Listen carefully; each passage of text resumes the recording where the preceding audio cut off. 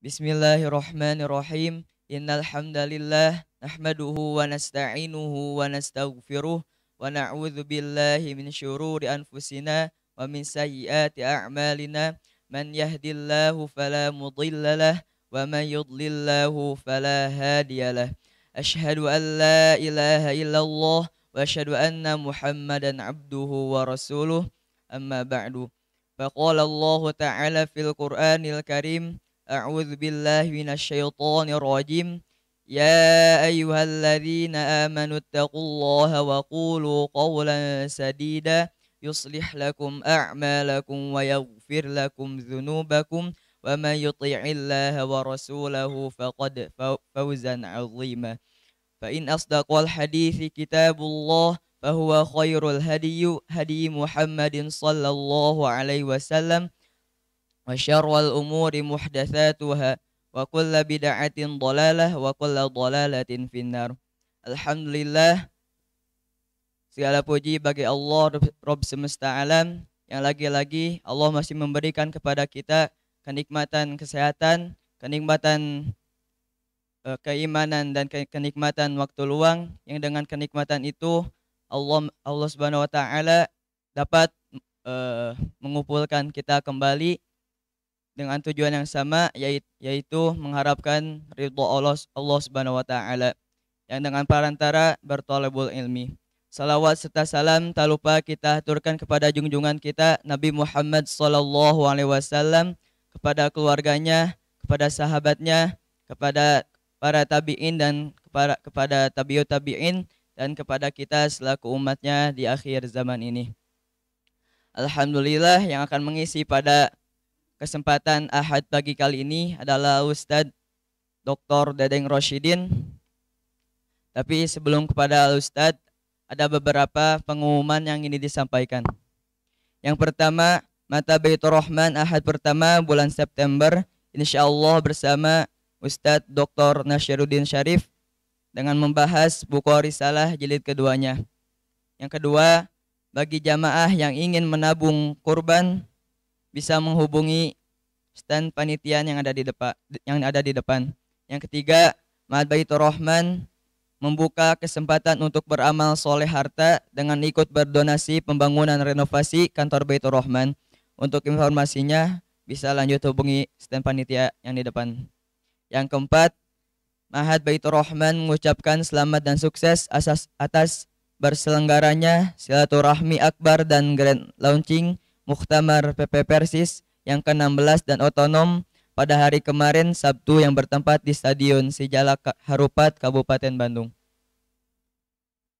Yang kelima, Ma'had Baitur Rahman mengucapkan terima kasih teriring doa jazakumullahu khairan katsira atas semua dukungan jamaah sekalian, terkhusus atas semua infak, sedekah serta wakafnya. Semoga semua dukungan jamaah sekalian menjadi sedekah jariah yang terus mengalir kebaikannya sampai hari akhir. Ma'had Baitur Rahman senantiasa menanti setiap dukungan dari seluruh jamaah. Mungkin sekian pengumuman yang bisa disampaikan, dan untuk mengefisienkan waktu, langsung saja kepada Ustadz. Waktu dan tempat kami persilahkan.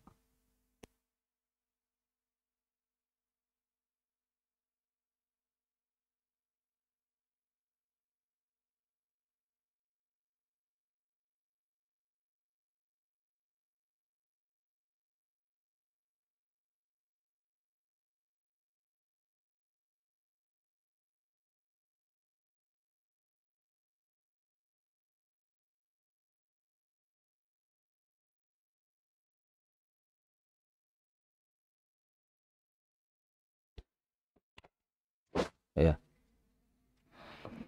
Innal hamdalillah nahmaduhu wa nasta'inuhu wa nastaghfiruh wa na'udzu billahi min syururi anfusina wa min sayyiati a'malina. May yahdihillahu fala mudhillalah wa may yudlil fala hadiyalah. Asyhadu an la ilaha illallah wahdahu la syarikalah wa ashhadu anna Muhammadan abduhu wa rasuluh amma ba'du.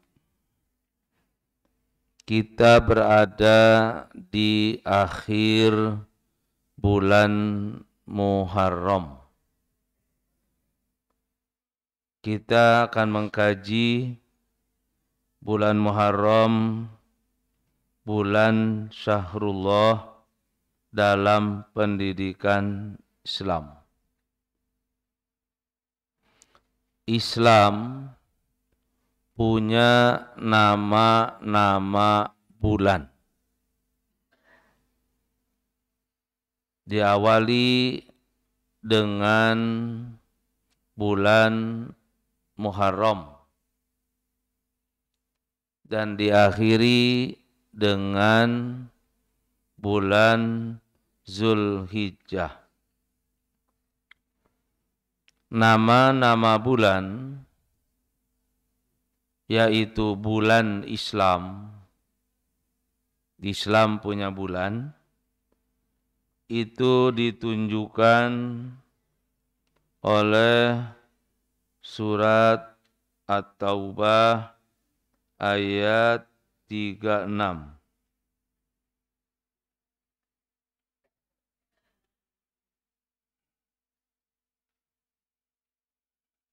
Kemudian juga diperkuat oleh hadis Nabi. Nah, nama-nama bulan yaitu bulan Islam menggunakan nama-nama musim.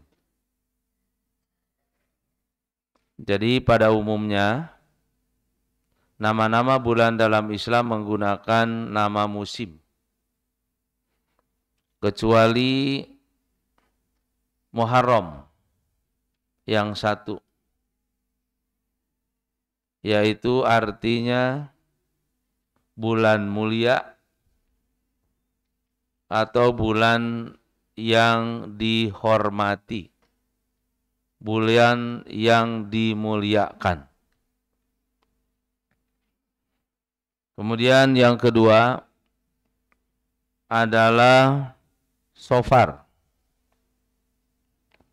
Safar kalau arti asal itu kosong. Biasanya orang-orang Arab mengosongkan daerah masing-masing, mereka bersafar keluar. Namun Safar dalam arti musim itu artinya kuning, sofro, karena tanaman mulai menguning, tumbuhan mulai kuning. Yang ketiga, Rabiul Awal, musim semi pertama atau musim gugur pertama. Lalu Rabiul Tsani, musim gugur kedua. Kemudian yang kelima, Jumadil Ula, musim dingin pertama. Ini tolong diluruskan, bukan kering, dingin. Jumadil Ula, musim dingin pertama. Lalu Jumadis Tsaniyah, musim dingin kedua.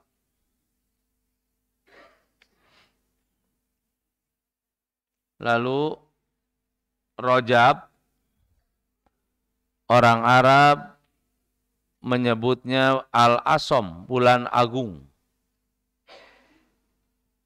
Tapi kalau kaitan dengan musim, Rajab itu artinya cair. mencair.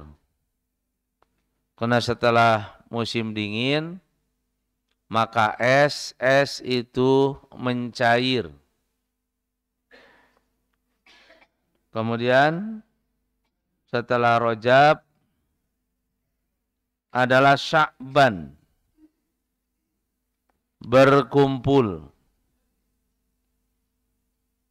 Es mencair, mengalir ke lembah-lembah, maka orang Arab mulai berkumpul untuk bercocok tanam.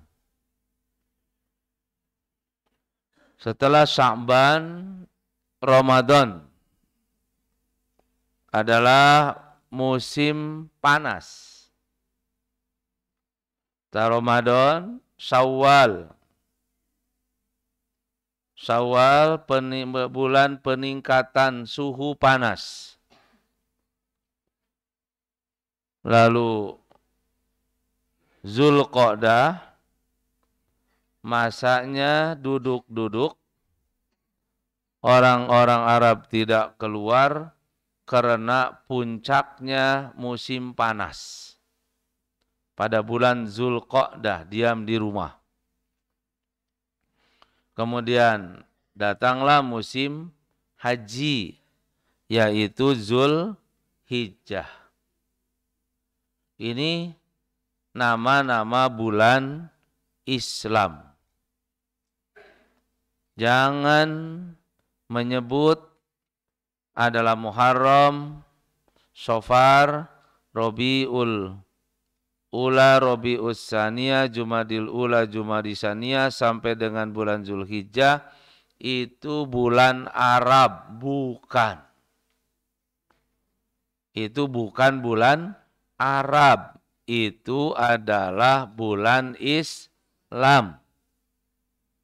Nah, untuk membuktikan bahwa itu adalah bulan Islam, bukan bulan Arab, karena orang Arab punya nama-nama bulan tersendiri. Nah, nama-nama bulan bangsa Arab, nah makanya saya tulis. Ini diambil dari beberapa komus Lisanul Arab, Taj al-Arus, dan komus-komus lain. Nama-nama bulan bagi Arab, Kanun Sani, puncak musim dingin, Subat, penghujung musim dingin, kemudian Adar adalah menjelang musim semi, musim gugur, kemudian Nasron, musim penghujan, Ayyar, puncak musim semi, Haziron adalah penghujung musim semi, Tammuz awal musim panas, Ab musim sangat kering, Ailul musim gugur. Nah halus ya, bisa ngaran incu Ailul malu. Dan musim gugur gitu ya. Nah, Tisrin awal adalah penghujung musim gugur, Tisrin Sani awal adalah masuk musim dingin, lalu masuklah kepada Kanun awal, yaitu musim dingin. Nanti masuk lagi ke bulan ke-1, Kanun Sani gitu. Nah, ini adalah nama-nama bulan Arab. Nah, tidak usah kita bingung kok Arab punya nama bulan. Di kita ada nama bulan selain daripada nama-nama bulan Masehi. Pahing, Kliwon, Wage, nah itu kan ada. Nah, apalagi ini bangsa Arab, bangsa yang besar. Makanya kalau mereka menulis sebuah kitab, mereka tulis nama bulan dalam Islam, lalu di bawahnya nama bulan mereka gitu. Nah, Kalau hari di dalam Islam menggunakan angka. Kalau hari. Kalau bulan kebanyakan menggunakan nama musim. Kalau hari menggunakan angka. Ahad itu dari wahid. Hari ke-1. Tapi orang aneh jadi ingin ahad teh lain hari ke-1 nanti jadi Senin gitu. Padahal hari ke-1-nya ahad dari wahid. Senin dari Isnin hari kedua. Nah, Selasa dari Thulatha hari katilu. Rabu dari Arbi'a hari keempat. Kamis dari Khomsah hari kelima. Jumat hari berkumpul untuk beribadah. Sabtu, nah ini Bani Israel ini. Ini dari Bani Israel, dari bahasa Ibrani. Sabtu itu artinya al-qat'u, putus. Kenapa putus? Karena Allah memutuskan aktivitas pekerjaan pada hari Sabtu. Ulah aya aktivitas. Maka diartikan saja Sabtu itu sabat, artinya rohah nyalse atau istirohah istirahat. Jadi hari Sabtu itu hari nyalse, hari istirahat. Nanti beraktivitas lagi pada hari pertama, hari Ahad, hari Wahid gitu. Nah ini nama-nama bulan, nama-nama hari di dalam Islam. Berbeda nama bulan dan nama hari dengan Masehi. Kalau Masehi banyak menggunakan nama dewa. Seperti kita sering menyebut Sunday, Monday. Sunday dari sun, dewa matahari. Monday dari moon, jadi dewa bulan. Itu. Jadi nama-nama bulan dalam Masehi banyak menggunakan nama dewa. Kalau dalam Islam menggunakan nama musim.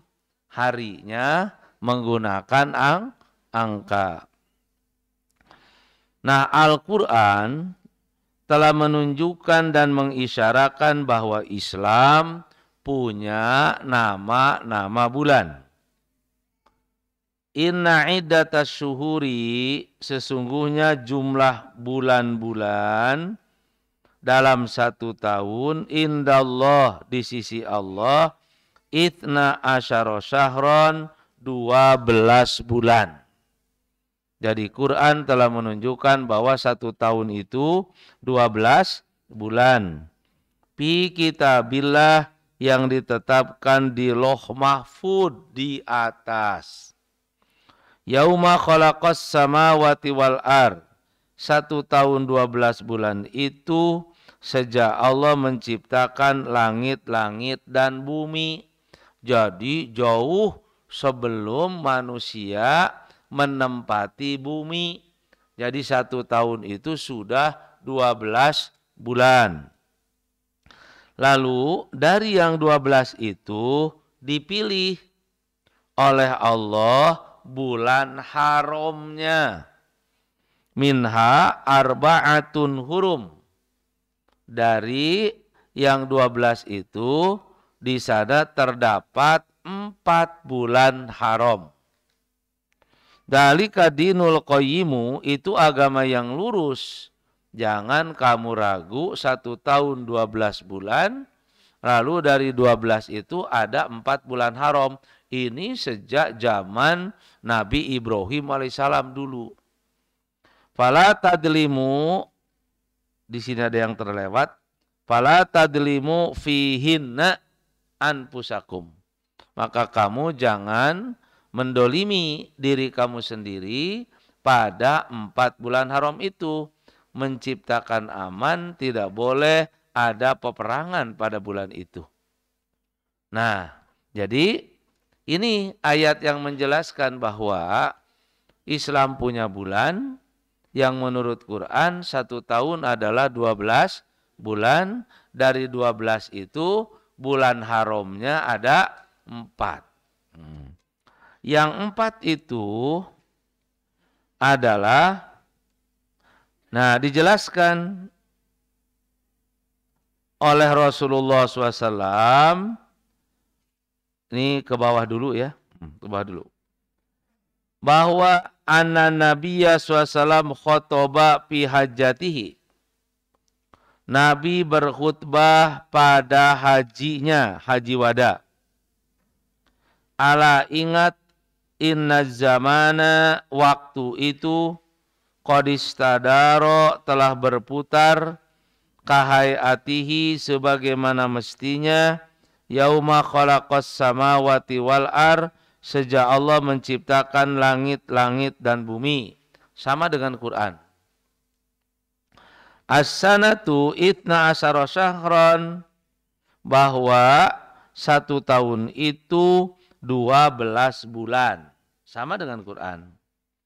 Minha arba'atun hurum, dari yang 12 itu terdapat 4 bulan haram.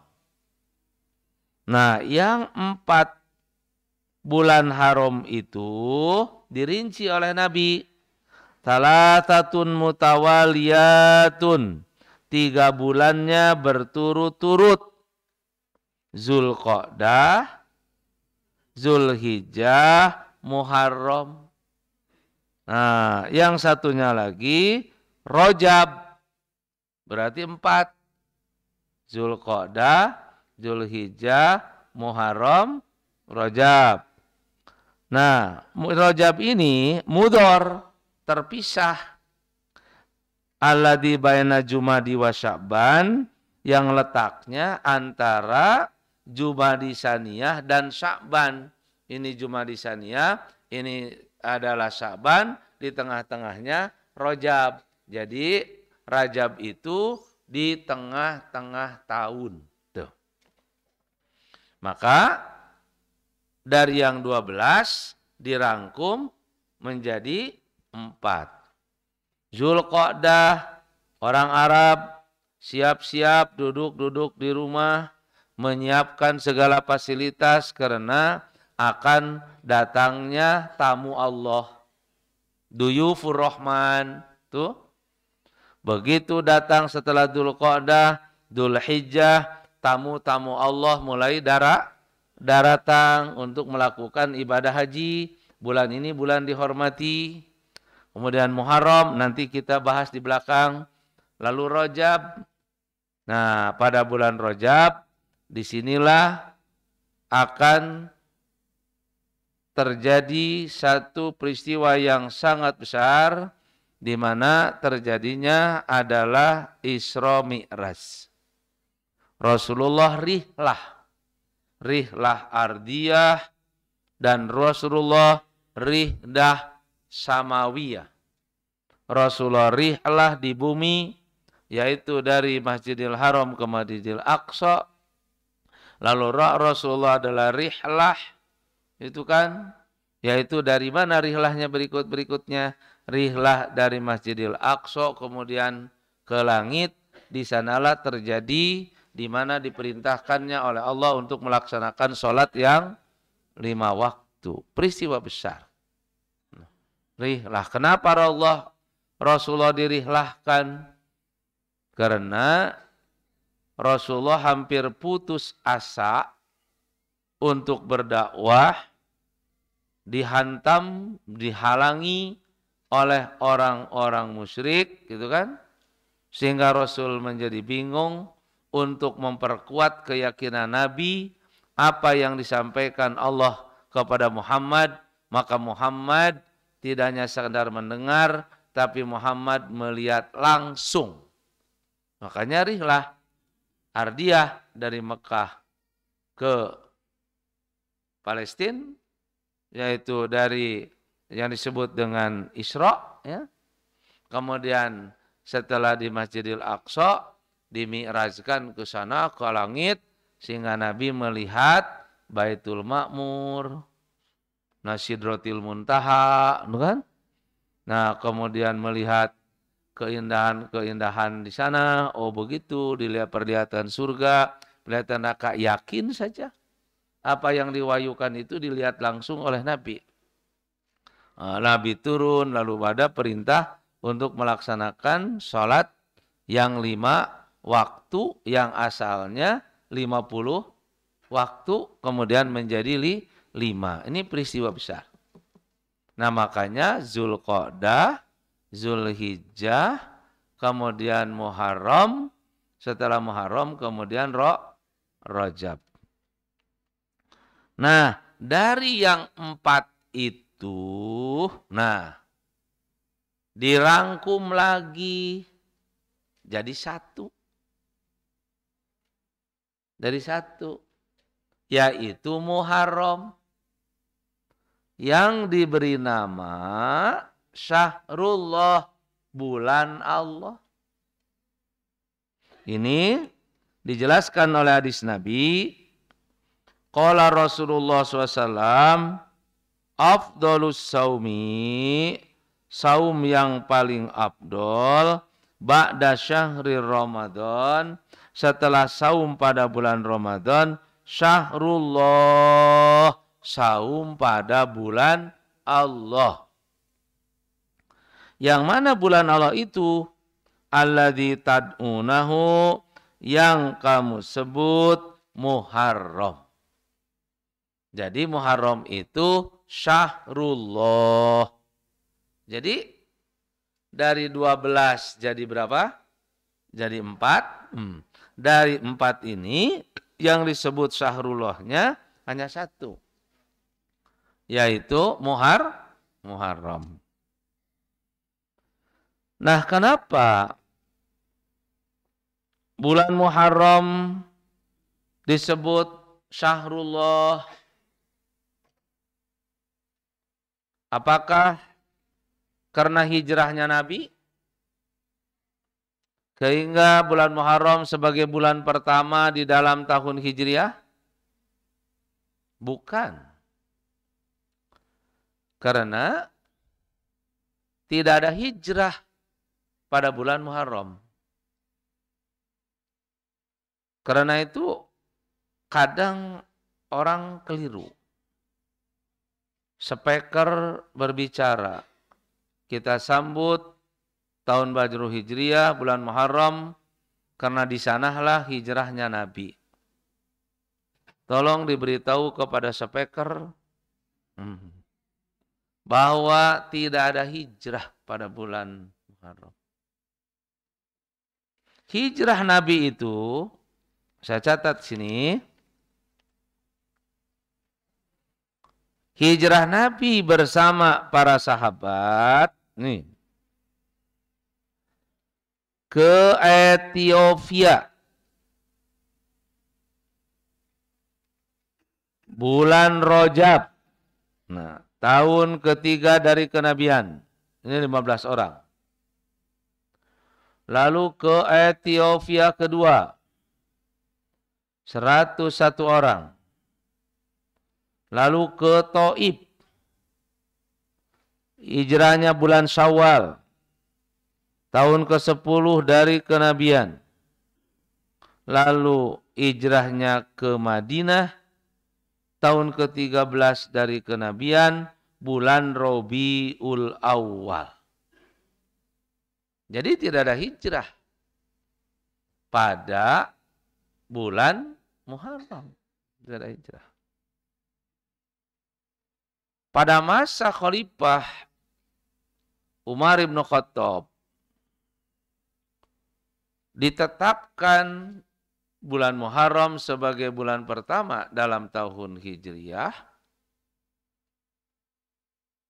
Itu bukan karena hijrahnya Nabi, tapi karena bulan Muharram itu adalah bulan keutamaan, kemenangan bagi para nabi-nabi dan rasul-rasul Allah. Sejak zaman Nabi Adam sampai dengan Nabi Muhammad. Kalau Muharram misalnya hanya kena peristiwa hijrah, itu kecil. Karena hanya hijrahnya Nabi. Tapi kalau Muharram adalah kena peristiwa-peristiwa besar bagi para Nabi dan Rasul, disinilah keagungannya lebih daripada hijrah itu. Nah, karena itu, ada apa pada bulan Muharram? Saya tulis di sana dari Syekh Abdullah bin Husain Al-Makhdub bahwa Muharram bulan keutamaan dan kemenangan bagi para nabi. Kutipan yang ditulis oleh Syekh Abdullah bin Husain Al-Makhdub di dalam kitabnya Al-Hikmah Al-Balighah fi Khutbis Syuhur halaman yang ke-11 menjelaskan ada apa pada bulan Muharram itu. Khalaqallahu Adam. Allah menciptakan Nabi Adam bulan Muharram. Nufikha fihir ruh. Ruh ditiupkan pada Adam Muharram. Askanahul jannata. Allah menempatkan Adam di surga Muharram. Sujudul malaikati lahu. Para malaikat sujud kepada Adam Muharram. Ibtalahu bidanbi. Allah menguji Adam dengan dosa Muharram. Taballah alaih. Allah menerima tobatnya Nabi Adam Muharram. Anjanuhan wa man amanahu minal gharaq. Allah menyelamatkan Nabi Nuh dan orang-orang yang beriman dari banjir bulan Muharram. Rafa'a Idris fawqas sama'ir rabi'ah. Allah mengangkat Nabi Idris ke langit yang keempat.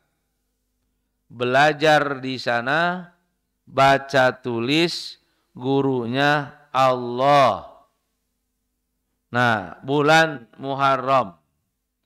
Nabi Idris senang di atas, akhirnya tidak turun lagi ke bumi, maka Nabi Idris diwafatkan di langit yang keempat.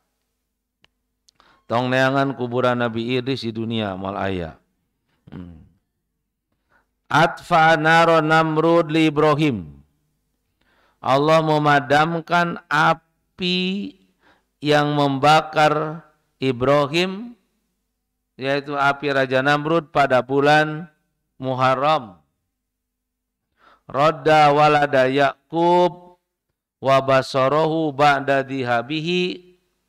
Allah mengembalikan anak Nabi Yakub, yaitu Yusuf, setelah hilang, kemudian menjadi penguasa Mesir, lalu dipertemukannya bulan Muharram, dan Allah mengembalikan penglihatan Nabi Yakub setelah buta bertahun-tahun karena nangis terus, ingat kepada Yusuf yang hilang, terutama sering nangis di malam hari, maka infeksi lalu menjadi buta. Dan dikembalikan penglihatannya pada bulan Muharram. Karena itu, dokter mengatakan kalau nangis di malam hari, seket cai mata teh membuat infeksi. Kuduna peting teh sare, ieu mah kalah ka cerik, matak mun cerik tong peting. Murang. Nanti infeksi seperti Nabi Yakub gitu ya. Kemudian taba Dawud wa jala khalifah. Nabi Daud bertobat kepada Allah dan menjadikannya Allah khalifah setelah Tolut, dan mulailah Bani Israel berkembang pada masa khalifahnya Nabi Daud pada bulan Muharram. Radda Sulaiman mulkahu ba'da dihabihi. Allah mengembalikan kekuasaan Nabi Sulaiman setelah hilang. Oh, kenapa hilang? Sulaiman pergi ke Yaman, lalu kekuasaannya dititipkan kepada bawahan, lalu iblis menyerupai Sulaiman, bawahannya mengira bahwa itu adalah Sulaiman, maka kerajaan Sulaiman dikuasai iblis. Begitu Sulaiman pulang, ada dua Sulaiman. Satu Sulaiman aspal, asli tapi palsu. Yang satu lagi adalah Sulaiman asli. Lalu diberitahu oleh Allah bahwa itu adalah iblis. Lalu dikembalikan lagi pada Sulaiman yang asli. Anja Musa wa qaumahu min Fir'aun. Allah menyelamatkan Nabi Musa dan kaumnya dari kejaran Fir'aun. Berlabuh di pinggir laut Merah pada tanggal 10 Muharram, sehingga Nabi Musa dan Bani Israel saum pada tanggal 10 yang disebut dengan Asyura. Karenanya ketika Rasulullah hijrah dari Makkah ke Madinah, dijumpai orang Madinah saum pada tanggal 10. Ditanya oleh Nabi, kenapa kalian saum pada tanggal 10? Karena nenek moyang kami diselamatkan dari kejaran Fir'aun, maka kami saum. Lalu sabda Nabi, wa ana ahaqqun nasi bi Musa. Terhadap ajaran Nabi Musa itu kami lebih hak untuk melakukan saum.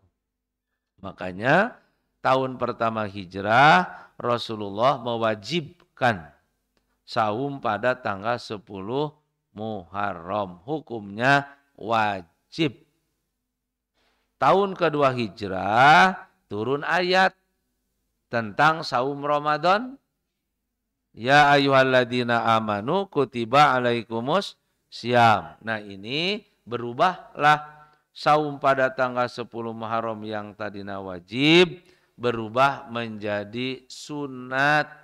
Sehingga Nabi mengatakan, man sya'a soma wa man sya'a falyuftir. Siapa yang mau saum silahkan, yang buka pun juga silahkan.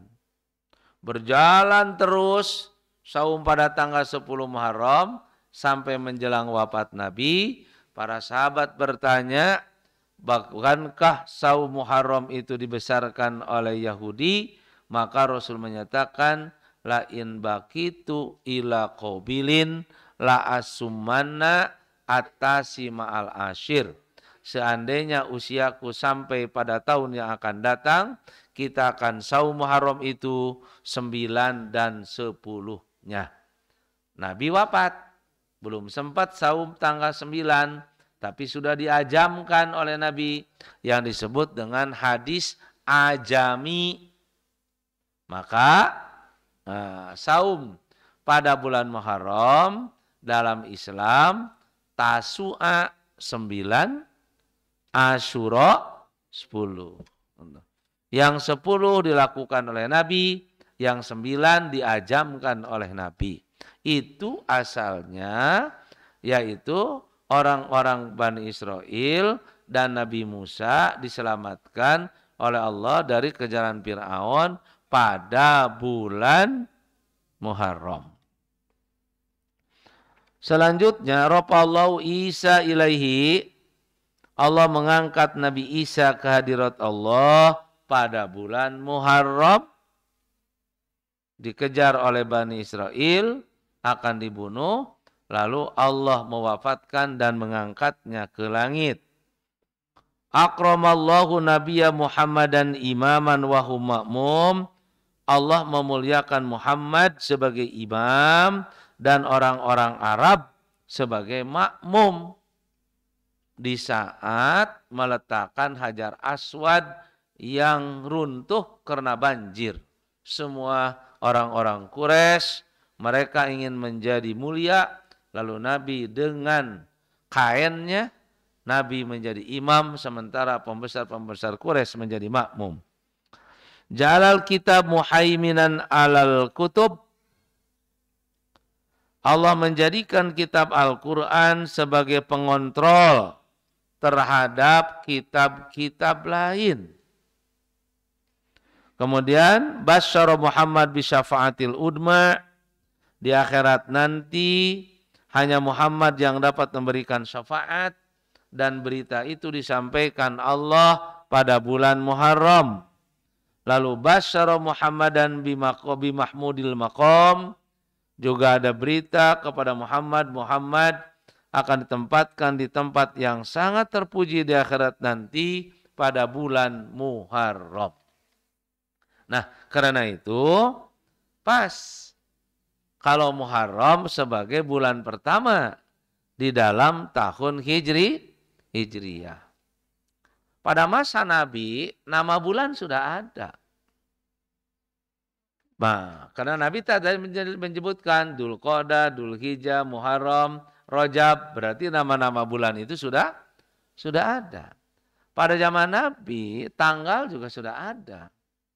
Tapi pada masa Nabi, penyebutan tahun dikaitkan dengan peristiwa besar. Tidak ada penyebutan tahun Hijriyah. Karena itu, Nabi lahir kan dihubungkan dengan peristiwa.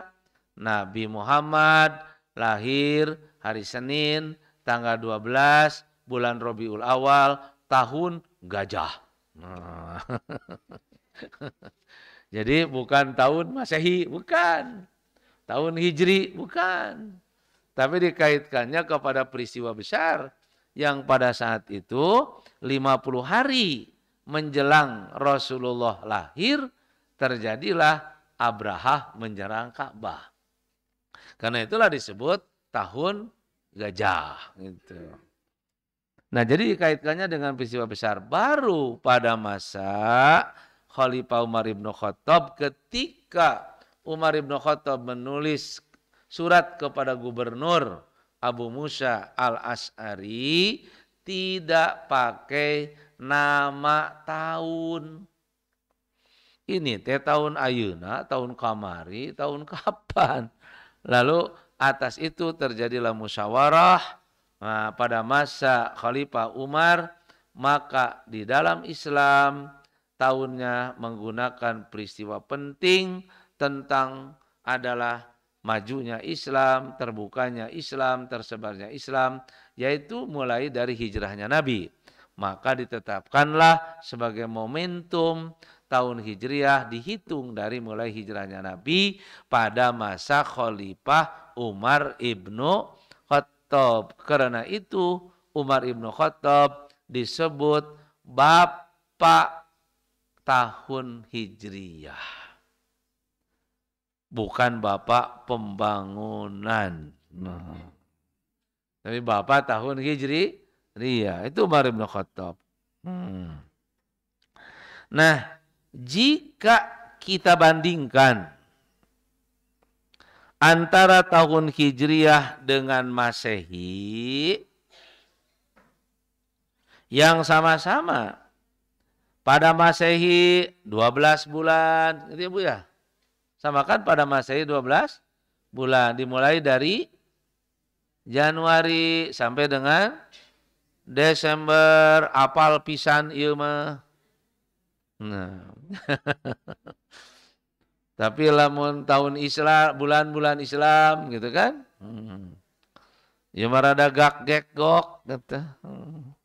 Mulai dari Muharram gitu sampai dengan Dzulhijjah, lantaran teu dipakai bulan gajihan.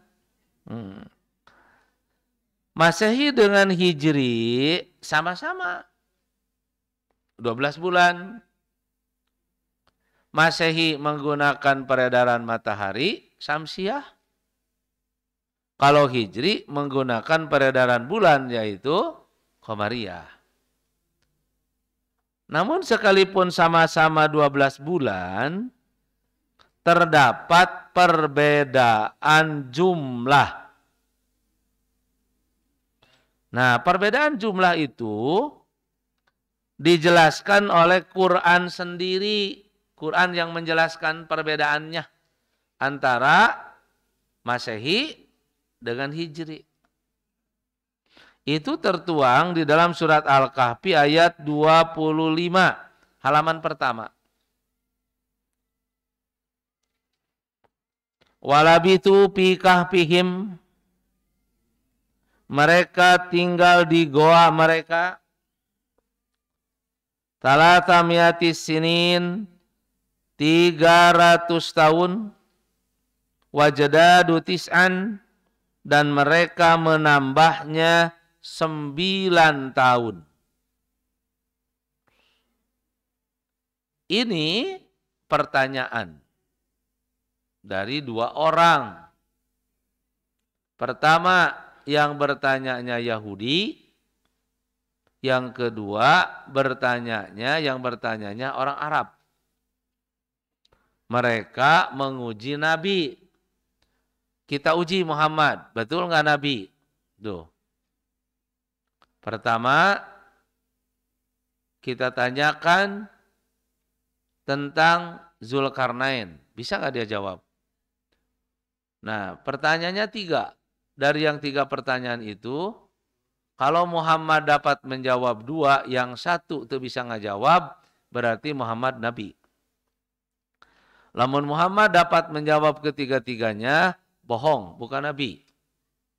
Lamun menjawab Muhammad tidak bisa ngajawab sama sekali, juga bukan Nabi. Muhammad kalau mendapat menjawab 1, juga bukan Nabi. Jawabannya kudu 2 kajawab, hiji teu kajawab, baru benar Nabi. Jadi guys, aya kunci jawabannya teh gitu. Maka ditanyakan oleh orang Yahudi dan orang Arab kepada Muhammad, yang pertama tentang Zulkarnain. Yas'alunaka an Dzulqarnain, mereka bertanya tentang Zulkarnain. Maka dijawab oleh Nabi, Zulkarnain itu adalah dai pada zaman Nabi Ibrahim yang menjelajah dunia. Dia berdakwah ke ujung timur yang mereka manusianya hidup di dalam lubang-lubang tanah. Teu dibaraju teh. Di siang hari mereka berada di lubang tanah, lalu ketika malam hari baru mereka keluar. Zulkarnain dakwah kepada orang seperti itu. Orang Zunzu, orang negro. Dijelaskan dalam Quran. Lalu Zulkarnain dakwah ke barat. Nah, ke barat sarua teu dibaraju deh. Orangnya besar-besar. Tapi orang ini adalah galak-galak, senang membunuh orang, bahkan makan orang. Jadi dakwah terhadap orang itu. Zulkarnain dakwah lagi ke utara. Nah, di utara di sana tidak aman. Karena ada Ya'juj Ma'juj. Maka orang penghuni di sana minta bantuan pada Zulkarnain untuk membuat benteng supaya Ya'juj Ma'juj tidak masuk. Lalu Zulkarnain dakwah lagi ke timur. Nah, kalau timur ini orangnya masing-masing atau mistis, lamun hirupnya masing-masing. Jadi teu kepeduli ke batur. Jadi nu penting kuring sorangan. Nah, maka Zulkarnain berdakwah membikin sebuah rumah, lalu rumah hancur. Setelah rumah hancur lalu dibikin kembali. Ternyata setelah dibikin kembali mesti bersama-sama. Lalu kata Zulkarnain, hidup itu mesti seperti membikin rumah, tidak bisa oleh sendiri. Dijawab oleh Nabi. Padahal Zulkarnain pada zaman Nabi Ibrahim. Lalu yang keduanya tentang Ashabul Kahfi. Ashabul Kahfi ini adalah tahun 112 Masehi. Sedangkan Muhammad Rasulullah SAW lahir pada tahun 569. Peristiwa 112 Masehi Nu Muhammad can lahir. Karena Rasul lahir tahun 569 berarti peristiwa 450 tahun sebelum Muhammad lahir. Maka dijawab oleh Nabi, jawabannya ini. Padahal kalau bukan wahyu tidak akan terjawab. Cik, lamun ibu ditanya kusim kuring, 400 tahun ke belakang saha nini ibu. Malah hafalnya. Maka jawabannya walabitu fi kahfihim. Mereka tinggal di dalam goa talatamiyati sinin 300 tahun wajdadu tis'an dan mereka menambahnya 9 tahun. Kenapa? Tadi jumlah. Bahwa Ashabul Kahfi tinggal di dalam goa itu 309. Tapi di sini dipisah. Mereka tinggal di dalam goa 300 dan mereka menambah 9 tahun. Karena yang bertanyanya 2 orang. Yang pertama orang Yahudi yang menghitung waktu menggunakan perjalanan matahari. Maka bagi orang Yahudi jawabannya 300 tahun. Tapi bagi orang Arab yang menghitung waktu menggunakan perjalanan bulan, mereka mesti menambah dari 300 itu 9 tahun. Jadi menjadi 309. Dari sini terjadi perbedaan. Bahwa kalau menggunakan matahari, perbedaannya setiap 300 tahun, perbedaannya 9 tahun. Setiap 1 abad, 100 tahun, maka kepada hijrinya 103. Setiap 33 tahun Masehi, maka kepada hijrinya tambah 1 tahun. Jadi 304. Setiap 1 tahun Masehi, tambah kepada hijrinya 11 hari. Ini jadi patokan ahli astronomi sampai sekarang. Bahwa perbedaan antara Masehi dan Hijri itu 11 hari di dalam 1 tahun. Ini Quran. Kalau bukan wahyu, Muhammad nggak tahu. Sebab peristiwa yang setelah diuji oleh orang Yahudi dan orang Arab. Nah, yang satunya lagi pertanyaannya adalah yas'alunaka anir ruh. Muhammad, mereka bertanya orang Yahudi dan orang Arab itu tentang ruh. Mana ruh? Apa ruh itu? Maka Rasul menjawab, kulir ruhu min amri rabbi. Urusan ruh mah aku tidak tahu. Itu mah urusan Allah. Nah, maka 2 kajawabnya. 1 tidak terjawab tapi tetap teiman. Karena niatnya oke bukan iman, tapi niatnya hanya sekedar untuk menguji gitu. Nah, jadi jika kita menggunakan Masehi dan Hijri sama saja. 1 tahun itu 12 bulan, cuman di sana terdapat perbedaan jumlah. Nah, berkaitan dengan hijrahnya Nabi yang dijadikan momentum dalam penetapan tahun yang disebut tahun Hijriah, itu terdapat 3 catatan penting bagi Muhammad. Sama itu. Rasulullah lahir hari Senin. Tanggal 12 bulan Rabiul Awal. Rasulullah hijrah dari Mekah ke Madinah sampai di Kuba hari Senin. Tanggal 12 bulan Rabiul Awal. Lalu Rasulullah wafat hari Senin. Tanggal 12 bulan Rabiul Awal. Ini sama nih. Keistimewaan bagi Nabi. Senin 12 Rabiul Awal lahir, hijrah, lalu wafat. Bagi Nabi. Orang teu kudu bingung, kuringnya lari Senin boa-boa, nah gitu. Sok sieun maot poe Senin, nah gitu kan. Nah, karena itu ini adalah salah satu waktu bulan yang Allah berikan keutamaan kepada Nabi. Lahirnya Nabi yang suka diperingati orang. Nah, awal mula banyaknya peringatan-peringatan promosi keislaman, termasuk memperingati kelahirannya Muhammad, itu mulainya pada Khalifah Fatimiyah di Mesir. Pada tahun 1160 Masehi.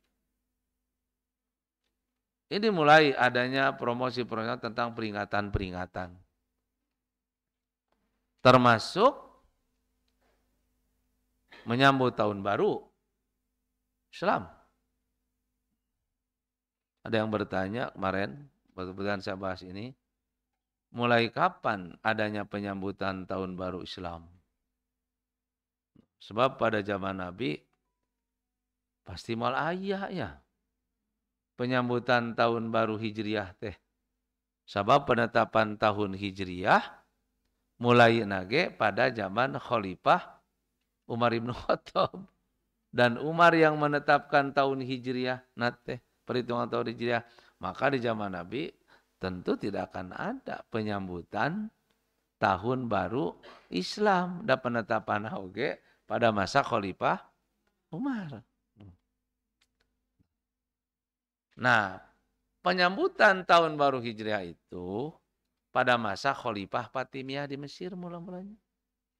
Termasuk tentang Maulud Nabi, kelahiran Nabi. Tapi menyambut kelahiran Nabi yang disebut Maulud Nabi itu sebagai alat politik. Karena Islam kalah dalam pertempuran salib ke-1. Lalu Salahuddin Al-Ayyubi atas usulan Sa'id bin Mudhaffar membangkitkan tentang memperingati Maulud Nabi. Supaya orang jadi cinta Nabi. Kuat lagi Islam itu. Maka pada salib kedua pertempurannya dimenangkan oleh Islam. Atas pimpinannya adalah Salahuddin Al-Ayyubi. Setelah itu selesai. Muncul lagi di Aljazair. Nah, Aljazair dijajah Prancis. Di sana ada tokoh wali-wali sufi. Orang murabit. Mereka yang bertempur dengan Prancis. Akhirnya Aljazair dimerdekakan. Maka orang-orang Aljazair tergila-gila terhadap orang sufi. Sehingga melupakan Nabi. Kalau mereka berhujah, mengambilnya dari sufi. Ulama sufi. Tidak mengambil dari hadis Nabi. Maka bangkit lagi. Di sini Maulud Nabi. Untuk orang cinta Nabi. Jangan cinta sufi. Maka muncul lagi. Akhirnya berbalik. Orang menjadi cinta Rasul. menggunakan hujah dari Rasul, bukan menggunakan hujah dari orang-orang sufi. Setelah itu selesai. Nah, ini awal mula peringatan-peringatan. Tidak jadi amaliyah ibadah, tapi itu sebagai alat. Sebagai alat politik untuk, kalau pada zaman Salahuddin Al-Ayyubi, untuk menyatukan umat supaya kuat. Gitu. Kalau pada zaman Aljazair, untuk menghilangkan rasa kultus terhadap orang-orang sufi. Nah, itu kelahiran Nabi Senin 12 Rabiul Awal. Kemudian Senin 12 Rabiul Awal juga hijrah Nabi. Hijrah Nabi kemana? Dari Mekah ke Madinah. Orang-orang Quraisy mereka bermusyawarah di Darun Nadwah. Nah, memutuskan Muhammad malam ini mesti mati. Tidak boleh melihat matahari pagi. Jibril datang. Muhammad jangan tidur.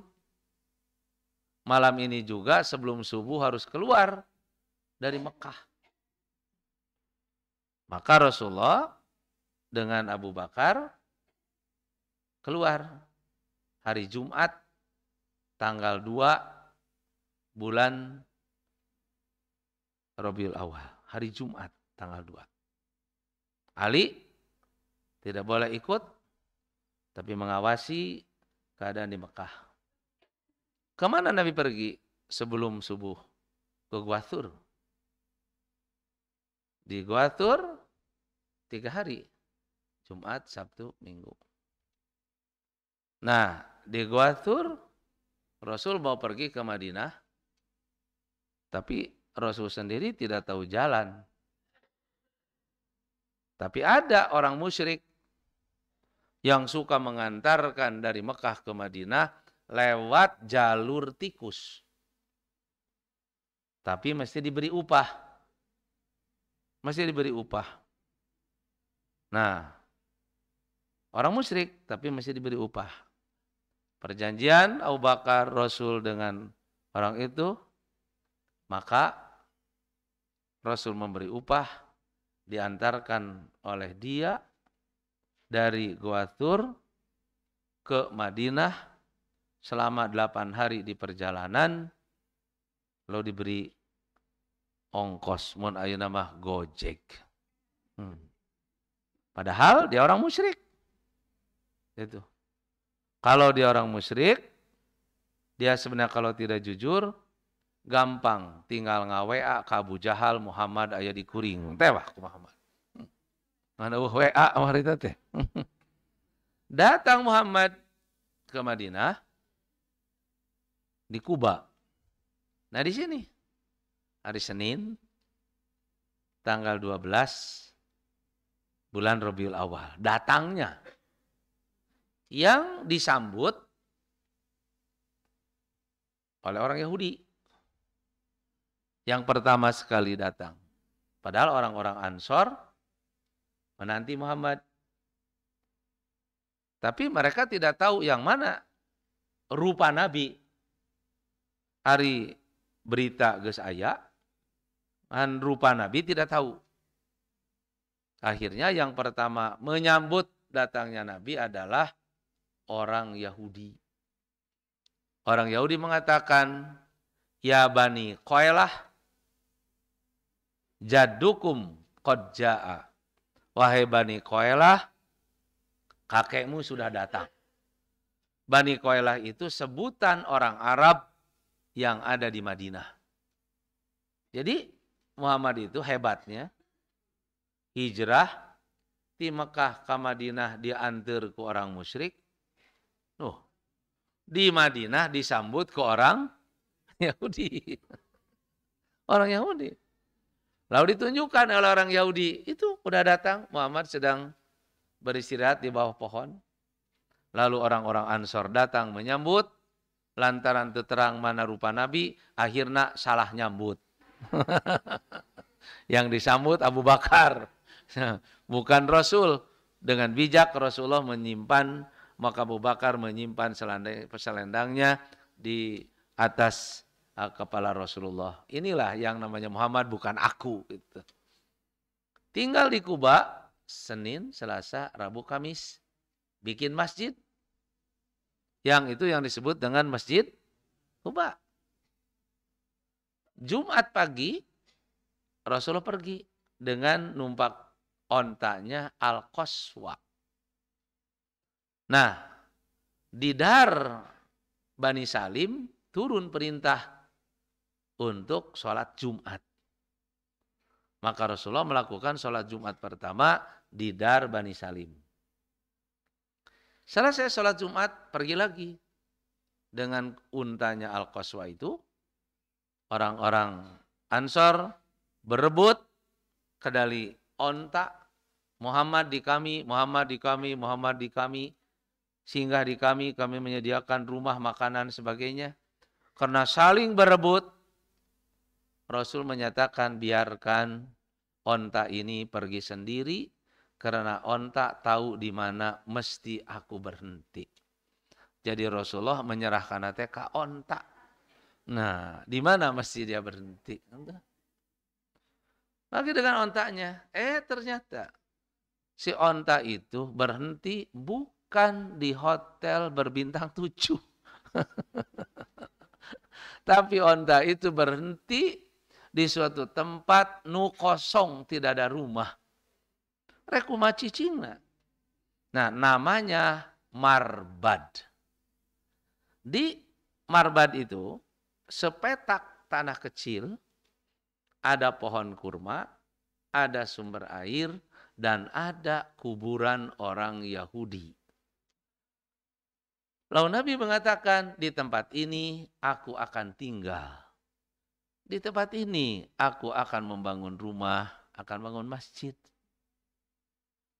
Lalu Nabi bertanya, punya siapa Marbad ini? Maka Abi Ayyub yang mengurus 2 anak yatim, bahwa sepetak tanah kecil itu kepunyaan yatimaini fakiroini.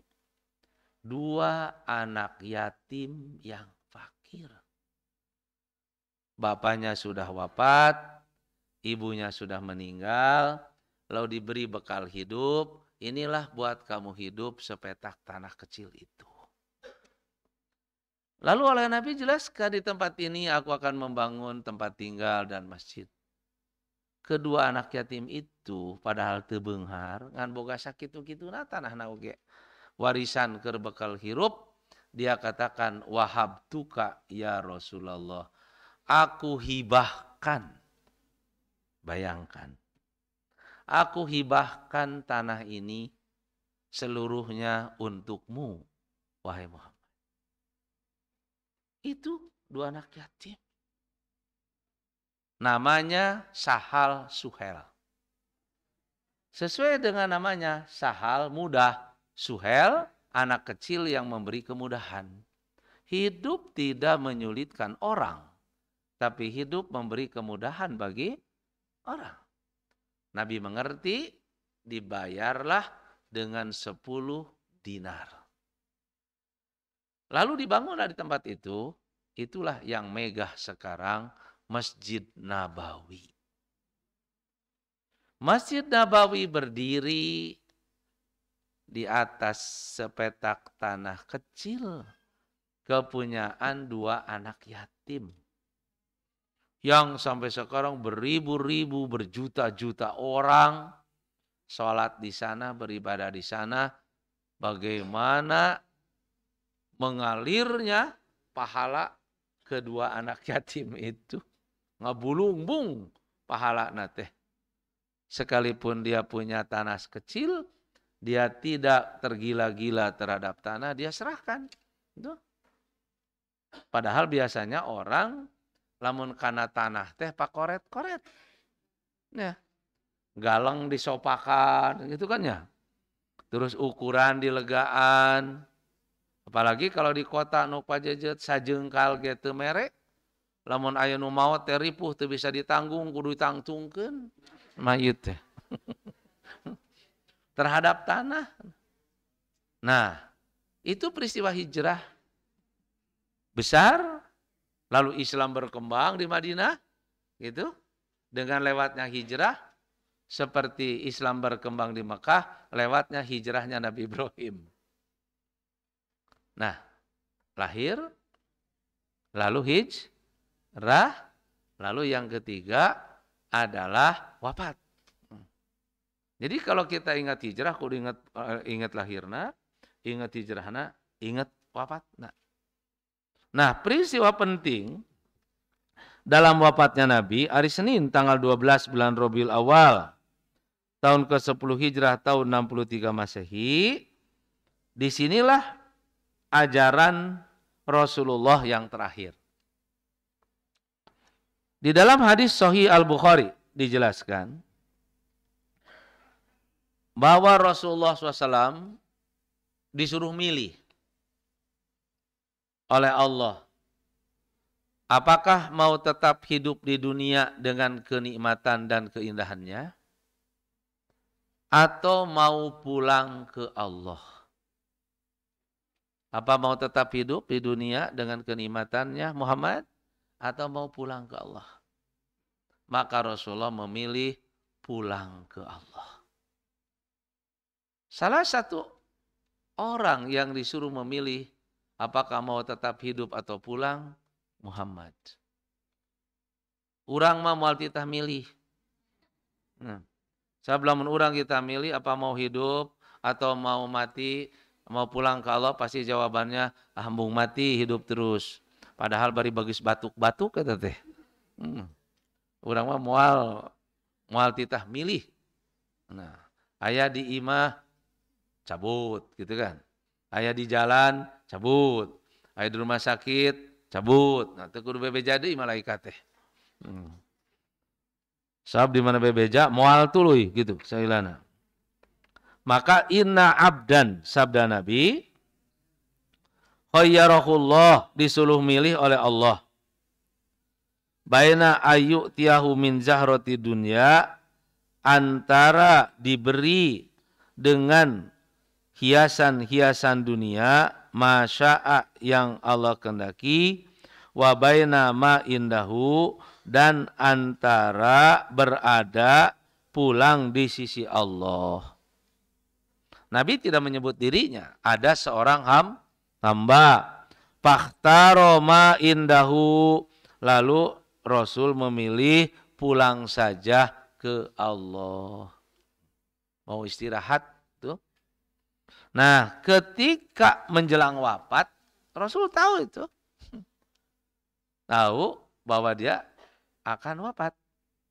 Makanya malaikat meminta izin kepada Muhammad untuk mencabut ruh. Yang tidak pernah malaikat meminta izin kepada nabi-nabi sebelumnya. Sebab engkau Muhammad memerlukan aku. Sebab kami yang ditugaskan Allah untuk mencabut ruh itu. Ruh itu nggak akan keluar tanpa aku cabut. Makanya Muhammad memerlukan aku, kata malaikat. Kau butuh aku untuk keluar ruh itu. Maka Rasulullah ya siap untuk dicabut ruhnya oleh malaikat. Makanya menjelang wafat, ini ada hadis, Faja'ala yudkhilu yadaihi fil ma'. Mulailah Rasulullah memasukkan kedua tangannya kepada air yang ada di pinggirnya. Jadi tangan Nabi dimasukkan pada air. Lalu payamsahu bihima wajhahu. Lalu dengan air yang basah itu Rasul mengusap wajahnya dengan kedua tangan. Lalu Rasul menyebut kalimat La ilaha illallah innalil mauti lasakaratun. Tidak ada Tuhan kecuali Allah. Sesungguhnya pada mati itu sakaratun, mabok. Jadi sakarat mabuk, sehingga di sini tidak bisa dikendalikan. Tapi maboknya jamak. Kalau minuman keras maboknya cuma satu. Ini mah sakarat gitu. Mabuknya tidak terhingga. Jadi keur sakarat keur mabok gitu. Ada hadis panjang selain dari hadis dari Al-Bukhari. Ini hadis yang panjangnya. La ilaha illallah. Tidak ada Tuhan kecuali Allah.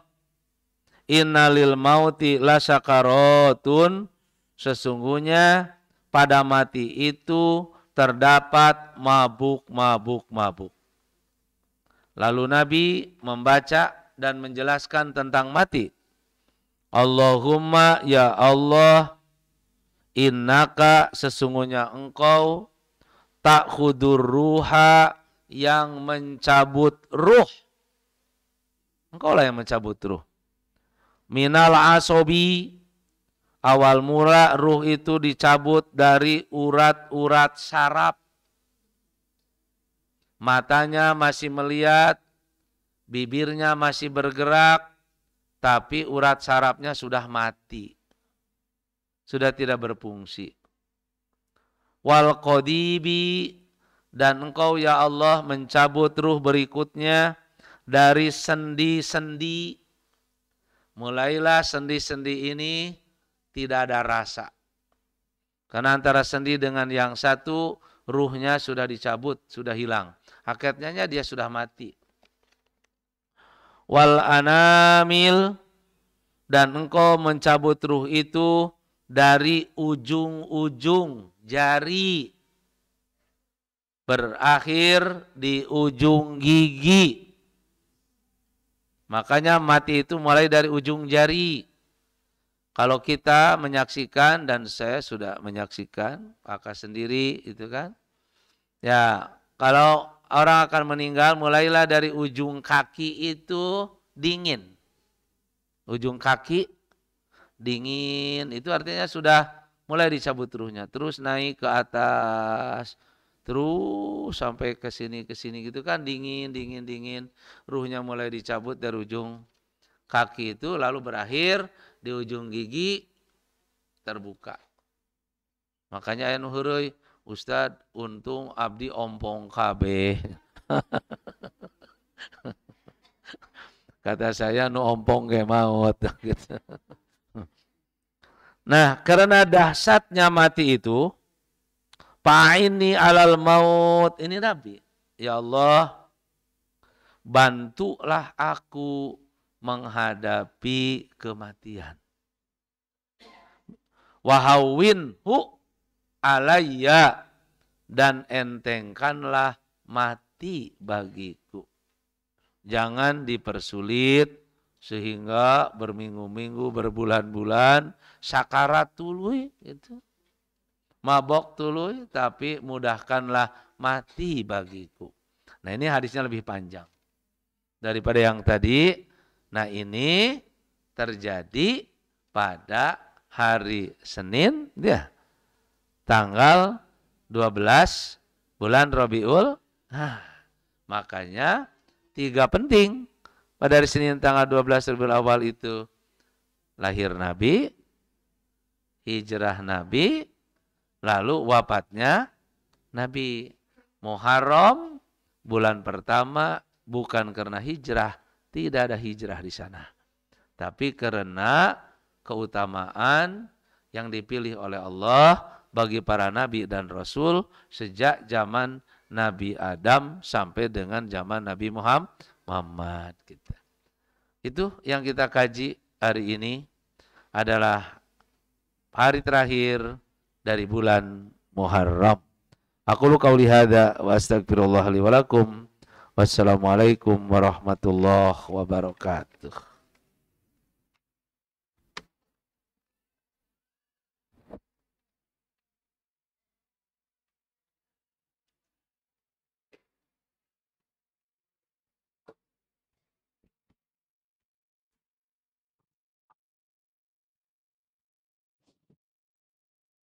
Jazakumullah khairan katsiran kepada Al-Ustadz yang telah menyampaikan ilmunya.